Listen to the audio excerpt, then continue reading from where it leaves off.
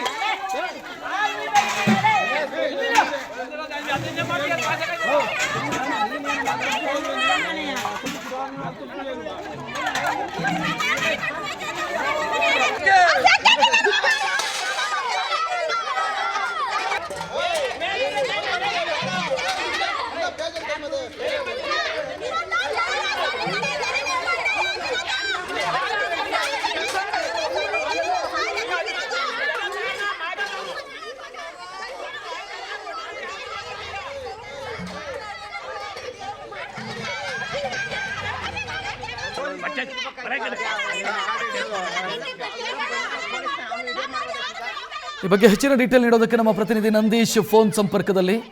ನಂದೀಶ್, ಒಬ್ಬ ಸಚಿವರಿಗೆ ಮಾಡೋದಕ್ಕೆ 1000 ಕೆಲಸಗಳಿರುತ್ತೆ, ಅಂಥದ್ರಲ್ಲಿ ಬಡಪಾಯಿ ಹೈನುಗಾರರ ಮೇಲೆ ಏನು ದ್ವೇಷ, ಯಾಕೆ ಆರೋಪ ಕೇಳಿ ಬರ್ತಾ ಇದೆ?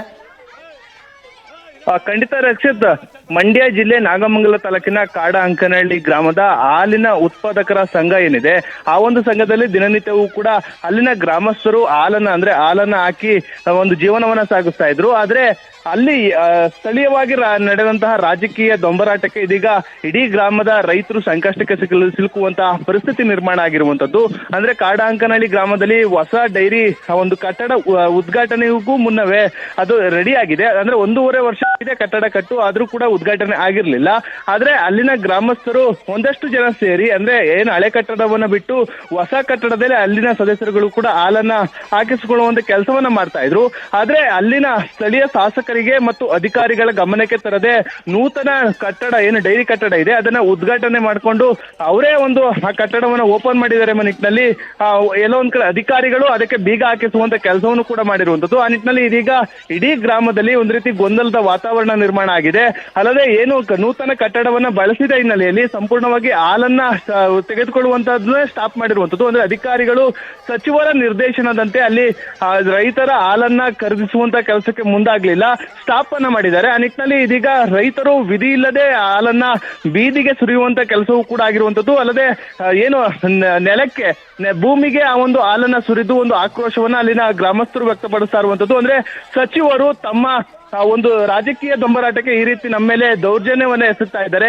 ಉದ್ದೇಶಪೂರ್ವಕವಾಗಿಯೇ ಹಾಲನ್ನ ಖರೀದಿಸುವುದಕ್ಕೆ ಅಧಿಕಾರಿಗಳಿಗೆ ಒಂದು ಸ್ಟಾಪ್ ಅನ್ನ ಮಾಡುವಂತ ನಿಟ್ಟಿನಲ್ಲಿ ಸೂಚನೆಯನ್ನು ಕೊಟ್ಟಿದ್ದಾರೆ. ಆ ನಿಟ್ಟಿನಲ್ಲಿ ನಾವು ಹಾಲನ್ನ ಯಾವ ರೀತಿ ಏನ್ ಮಾಡೋದು ಅನ್ನೋ ನಿಟ್ಟಿನಲ್ಲಿ ಇದೀಗ ಭೂಮಿಗೆ ಸುರಿದಿರುವಂತ ಕೆಲಸವೂ ಕೂಡ ಆಗಿರುವಂತದ್ದು. ಆ ನಿಟ್ಟಿನಲ್ಲಿ ಇಡೀ ಗ್ರಾಮದಲ್ಲಿ ಒಂದ್ ರೀತಿ ಗೊಂದಲದ ವಾತಾವರಣ ನಿರ್ಮಾಣ ಆಗಿದೆ. ಅಂದ್ರೆ ಸ್ಥಳೀಯ ರಾಜಕೀಯ ದೊಂಬರಾಟಕ್ಕೆ ಸಚಿವರ ಸೂಚನೆಯ ಮೇರೆಗೆ ಇವೆಲ್ಲವೂ ಕೂಡ ನಡೀತಾ ಇದೆ ಎಂಬುದು ಗ್ರಾಮಸ್ಥರ ಒಂದು ಆರೋಪ ಆಗಿರುವಂತದ್ದು.